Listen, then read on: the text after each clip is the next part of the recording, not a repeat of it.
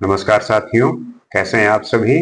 उम्मीद करते हैं कि आप स्वस्थ होंगे और अपने जीवन में आने वाली सारी चुनौतियों को बड़े प्रेम पूर्वक, बहुत सहनशीलता के साथ उन चीजों को अपने तरीके से, अपने बनाए हुए नियम और रूल जो आपके लिए मददगार हों, उसके हिसाब से चल रहे होंगे। लेकिन हाँ, बहुत सारी ऐसी परिस्थितियां होती हैं जिसमें आपके रूल या आपके बनाए हुए नियम व्यवस्थानुसार नहीं चलते। तो आज हम समझेंगे कि इन सारी जो चुनौतियां होती हैं, इनका अपना जो एक मूल्य है, उसको कैसे डिफाइन किया गया है, कैसे इनको अपने वैल्यूएशन पे इनको जज किया जाता है, और ये कानून कैसे बने, इस कानून के बनने में पुरोहित और संत का क्या योगदान रहा है, इन सारे बातों को समझेंगे और जानेंगे। तो कभी कभी हमारे दिमाग में आता है कि हम ये जो हमारे लिए कानून बने हैं, ये क्यों बने हैं। तो इसका सीधा और सरल जो उत्तर है वो ये है कि हमारे मन के उपद्रव को रोकने के लिए ये कानून जो है बनाए गए हैं। अब हमारा चूंकि मन हमारे कंट्रोल में होता नहीं है, वो बहुत सारे ऐसे खुराफात चीजें करता रहता है, बहुत सारी ऐसी जो नैतिक के खिलाफ हैं, ऐसी घटनाएं करती हैं जिसके लिए कानून को बनाया गया है। और ये आज नहीं, हमेशा से रहा है। अब इस धारणा को, इस परिस्थिति को बनाए रखने के लिए, संचालित रखने के लिए हर किसी की अपनी एक भागीदारी है। जैसे कि कभी कभी आप सुनते होंगे कि पुरोहित एक होते हैं और एक संत होते हैं। तो पुरोहित और संत का अंतर क्या है, उनमें डिफरेंस क्या है। पुरोहित आपको रटाता है, वो स्मृति मार्ग है। पुरोहित आपसे ये कहेगा कि आप जो है मंत्रों का जाप करो, मंत्रों का उच्चारण करो, याद करो, उसको बार बार जपो। और वो जपते जपते आपको भगवान की प्राप्ति हो जाएगी। आपको वो बहुत सारी ऐसी कहानियां सुनाएगा जिससे आपको बड़ा मजा आएगा। वो एक तरीके का स्कूल स्तर का ज्ञान है। जो पुरोहित होता है वो एक तरीके का स्कूल स्तर का जो है शिक्षक है। वो आपको कहानियां सुनाएगा। जैसे होता नहीं कि जब आप छोटे बच्चे होते हैं, छोटी क्लास में होते हैं, तब आपको हर चीजों की बहुत सीमित अवस्था में, लिमिटेड एक वैल्यूएशन में पढ़ाई जाती है। लेकिन उससे आप सारी चीजें नहीं सीख सकते। उसमें आपका जो ज्ञान है वो अधूरा रहता है। आपको कोई भी कहानी सुनाई जाती है तो सीधी और सरल भाषा में सुनाई जाती है ताकि वो आपको समझ में आ जाए। तो वहां पे वो जो पुरोहित है, वो स्कूल स्तर पे एक जो शिक्षक है, पुरोहित का बस ये काम है कि उसको बस रटा देना, उसको उसका रियल वैल्यू क्या है, उसका रियल मतलब क्या है, ये वो नहीं बता पाता। लेकिन जब आप स्कूल स्तर से ऊपर आते हैं, यूनिवर्सिटी में आते हैं, कॉलेज में आते हैं, तब आप उन्हीं विषयों को बड़े विस्तार में पढ़ते हैं, चीजों को समझते हैं। तो वो उसे कहते हैं ज्ञान मार्ग। और वहां पे संत आते हैं। ये जो ज्ञान मार्ग की भक्ति है, जानने का रास्ता है, ये खोलता है संत। तो पुरोहित और संत में बस यही डिफरेंस है कि पुरोहित आपको हर चीज रटाता है, लेकिन जो संत है वो सारी बातें आपको समझाता है। आपके अंदर वो ज्ञान का प्रवाह डालता है, आपके अंदर वो ज्ञान कैसे आप उस ज्ञान के माध्यम से अपना और अपने साथ जितने भी लोग इस अंधविश्वास में या भटके हुए रास्ते पे चल रहे हैं, उनको सही रास्ते में लाके भगवत्ता के स्तर को प्राप्त कराना। हर धर्म में इन पुरोहितों ने ही लोगों का पूरा बंटा ढार किया है। उसका यही कारण है कि लोग किसी भी चीज को बस एक रट्टाफिकेशन वाला जो प्रोसेस होता है कि बस रट लिया लेकिन उसको जानने की कोशिश नहीं की कि ये कैसे हुआ, इसका सच सही मतलब क्या है। बस वो उस बात को अपने दिमाग में स्मृति के रूप में बांधे होते हैं, बैठाए होते हैं और उसी पे चल रहे होते हैं। क्योंकि जानने की प्रक्रिया जटिल है, इसमें आपको अपने आप से बहुत मेहनत करनी पड़ती है। और स्मृति की प्रक्रिया में आप चीजों को रट लिए, बस काम हो गया। लेकिन जानने की प्रक्रिया जटिल है, मुश्किल है। इसलिए बहुत रेयर लोग ही इस रास्ते पे चल पाते हैं।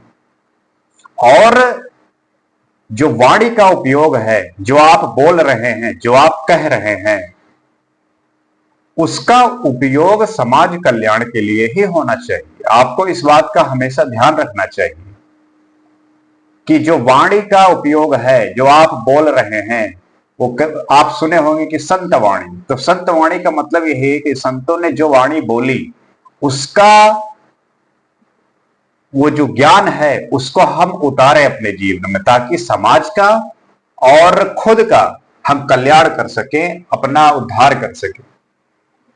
क्योंकि हम इन चीजों को बहुत विस्तृत रूप से जानने का प्रयास नहीं करते, हम डरते हैं। और हमारे इस डरने की प्रक्रिया में होता क्या है कि इस स्थिति को हम भूल में और अज्ञान की अवस्था में करते जाते हैं और वो करने की जो अवस्था चलती रहती है, वो आपको एक समय पे बहुत बड़ी जो कह लो कि घटना या जो क्राइम है, वो आपको करवाने पे मजबूर करती है। जैसा कि मैंने पहले ही बताया कि जो कानून बने, क्यों बने? क्योंकि आपका जो मन है, आपकी जो मन की अवस्था है, वो इतनी तीव्र है, इतनी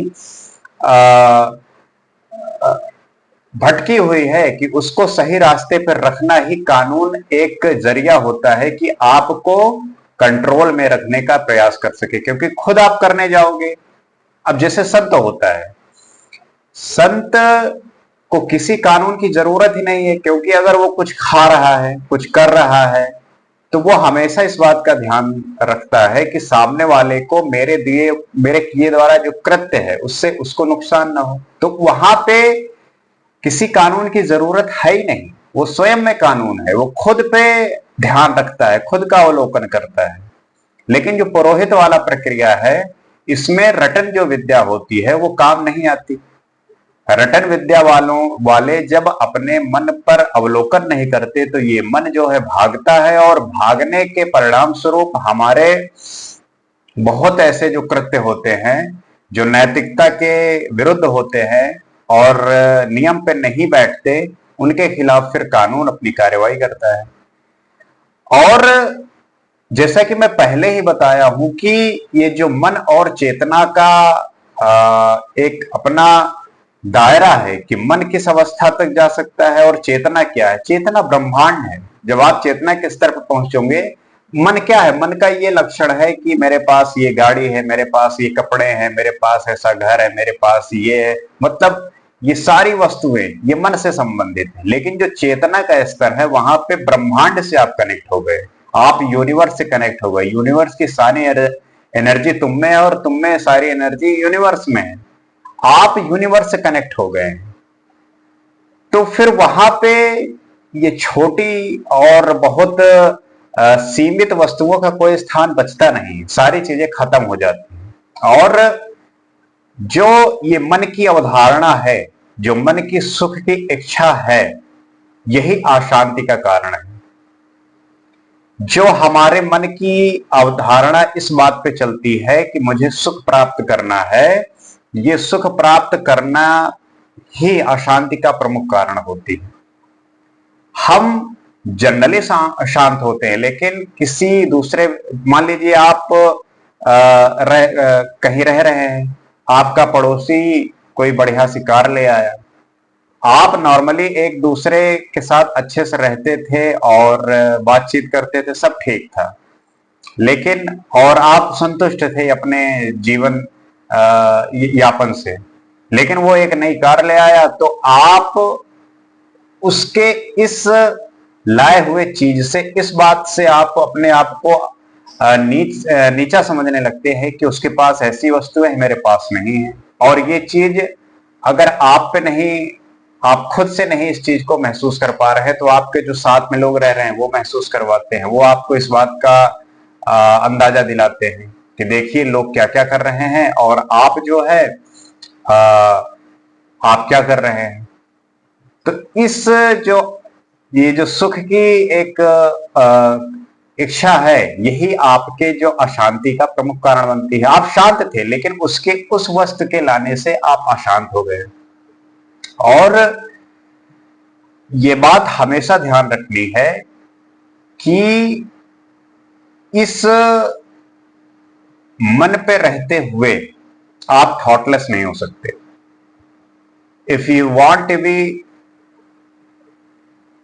थॉटलेस, अगर आपको थॉटलेस होना है, अगर आपको विचार शून्यता का स्तर पाना है, तब आपको योग, साधना, ध्यान और जो आयुर्वेद है, इन सब का मिक्सर, इन सब का जो मिश्रण है, वही आपको उस शांति की अवस्था को प्राप्त करा सकता है। जैसे कि आजकल आप देख रहे होंगे कि कैंसर के बहुत सारे पेशेंट हो रहे हैं, बहुत बहुत सारे लोगों को कैंसर हो रहा है। अब उसमें लोग करते क्या हैं कि वो गए, चेकअप करवाए, डॉक्टर ने बताया कैंसर है, उसके साथ वो दवाइयां स्टार्ट होती हैं, वो सारे प्रोसेस स्टार्ट होते हैं कि कैंसर को ठीक कर सकें।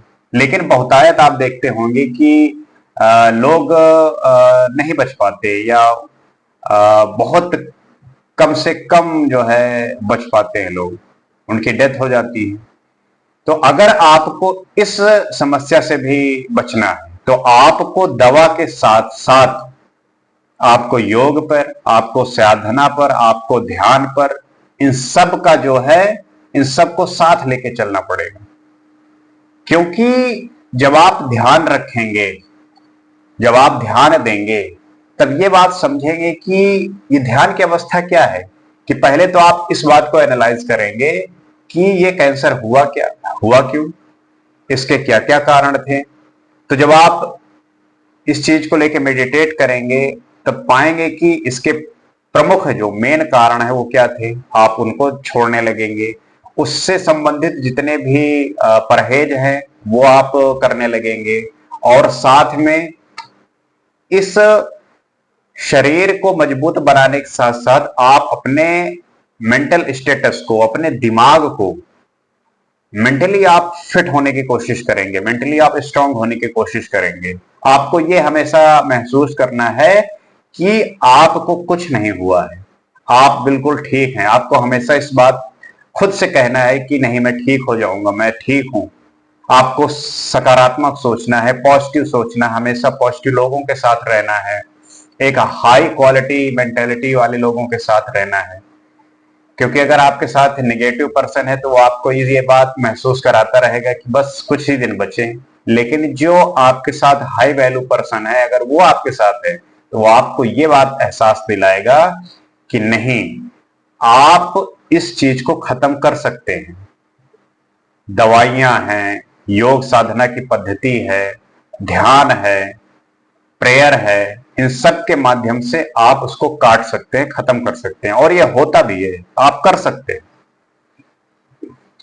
मैंने ऐसे बहुत लोगों की कहानियां सुनी हैं, या मेरे जानने में भी कुछ ऐसे लोग हैं जिनको कैंसर हुआ था, लेकिन वो इस रास्ते पे चलते हुए उसको ठीक किया है। तो ये किसी को भी अगर है तो कोई भी ठीक कर सकता है। लेकिन बस ये जो इसके जो प्रमुख प्रक्रिया अपनाना है, इनसे गुजरना है, बस ये आपको फॉलो करना है, इनका अनुसरण करना है। और आपका जो विचार है, आपका जो थॉट प्रोसेस है, ये सबसे ज्यादा मायने रखती है। क्योंकि आपका विचार ही आपके माइंडसेट को बताता है। आप क्या सोचते हैं, क्या खाते हैं, किन लोगों के साथ रहते हैं, ये सारी बातें जो है आपके उन विचारों का ही योगदान है। क्यों हम बात करते हैं कि एक पुरुष को, स्त्री को सुख हो या दुख हो, उसमें एक समान होना चाहिए। क्योंकि अगर आपके इमोशन विचारों पर भारी हो रहे हैं, मान लीजिए आप बहुत अच्छा सोचते हैं लेकिन इमोशन उस पर हावी हो गए, तो इमोशन एक पर्टिकुलर टाइम के लिए ठीक होता है, लेकिन हर अवस्था में आप इमोशन को आगे रखना ठीक नहीं होता, क्योंकि आप देखते होंगे कि चीजें आप बहुत काफी सोच विचार के करते हैं, लेकिन इन जो विचार की प्रक्रिया है, क्या आप सच में सोचते हैं? क्या कभी शांत मन से बैठते हैं, मेडिटेट करते हैं, आंख बंद करके 10 मिनट, 15 मिनट, 20 मिनट बैठे कभी आप? आजकल तो लोग वॉशरूम जाते हैं फोन लेके, वो एक वहां पे तो कम से कम ये हो सकता है कि आप विदाउट फोन के जाएंगे तो कुछ सोचेंगे। वहां पे भी लोग फोन लेके जा रहे हैं। जब आप कोई काम कंटिन्यू कर रहे हैं, 24 घंटा फोन चला रहे हैं, तो आप सोचेंगे कब? किसी भी विषय को लेके कैसे सोच पाएंगे? और ये विचार शून्यता आपके मेंटली ठीक होने के लिए बहुत जरूरी है। आप क्यों जो है सिगरेट पीते हैं, क्यों शराब पीते हैं? एक पुरुष स्त्री को या एक स्त्री पुरुष को क्यों देखता है? क्योंकि उस स्थिति में आपके विचार शून्य हो जाते हैं, आपको मजा आने लगता है। वो सिगरेट, वो शराब, वो देखना, ये सब उस बात पे मैटर नहीं करता। मैटर ये करता है कि उस समय आप बिल्कुल विचार शून्य हो जाते हैं, और ये विचार शून्यता आपको ध्यान से आ सकती है, वो भी 24/7, हमेशा कंटिन्यू। तो आप ध्यान करिए, आप योग करिए, उससे आपकी बड़ी से बड़ी बीमारियां भी खत्म हो सकती हैं। तो इसको ध्यान देते हुए, इस पे काम करते हुए, अगर आप नहीं कर रहे तो इसको धीरे धीरे जो है अपने जीवन में उतारने का प्रयास करिए, धीरे धीरे ट्राई करिए, क्योंकि इकट्ठे नहीं हो जाएगा। आप इकट्ठे करने जाओगे तो आप भागोगे उससे। आप धीरे धीरे प्रयास करिए, 1 मिनट, 2 मिनट, 3 मिनट, धीरे धीरे धीरे धीरे, और आप एक टाइम पे उस अवस्था को प्राप्त करेंगे जब इसमें आपको आनंद आने लगेगा, मजा आने लगेगा। आप फिर मजबूरी में नहीं, आप आनंद में करने लगेंगे। और जब आनंद में कोई चीज होने लगता है तो उसका परिणाम भी सर्वश्रेष्ठ होता है, बहुत आनंदमय होता है। तो उम्मीद करते हैं कि बात समझे होंगे, इस पे विचार करेंगे, मंथन करेंगे, और इन चीजों से जो लोग अनभिज्ञ हैं, जिनको भी ये सारी बातें परेशान करती हैं और इन सब चीजों से अवेयर नहीं है, उनको भी आप बताएंगे और उनके साथ ये वीडियो भी साझा कर सकते हैं। और जैसा कि हम नित्य किसी न किसी विषय को लेकर चर्चा करते ही हैं, वैसे ही आपके सामने फिर किसी नए वीडियो के साथ उपस्थित होंगे। आज के लिए बस इतना ही। नमस्कार।